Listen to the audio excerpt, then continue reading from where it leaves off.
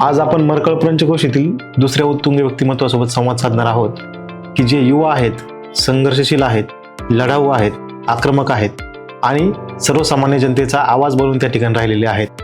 अशा पद्धतीचे एक संघर्ष योद्धा की ज्यांनी संघर्षाची मशाल हातात घेऊन सर्वसामान्यांचे प्रश्न, मग ते रिंग रोड असेल अथवा भामा आसखेड धरणाचं पुनर्वसन असेल, या माध्यमातून ज्यांनी प्रचंड मोठा लढा व्यवस्थेविरोधात दिला, अशा पद्धतीचे संघर्ष योद्धा श्री प्रसाद अशोक घेनंद.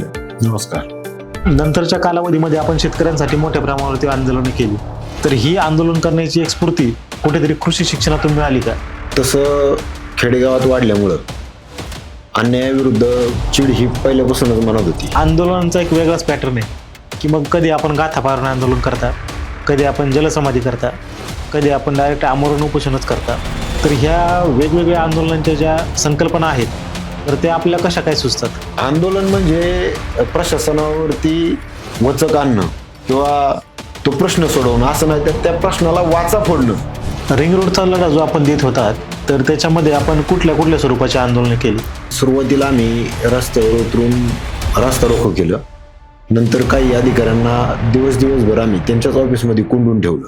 आपल्या शेतकऱ्यांची 2 मुलं कुमार प्रसाद घेनंद असतील आणि राहुल शिंदे असतील, या दोघांनी सर्व शेतकऱ्यांच्या वतीनं आमरण उपोषण कालपासून या ठिकाणी सुरू केलेलं आहे.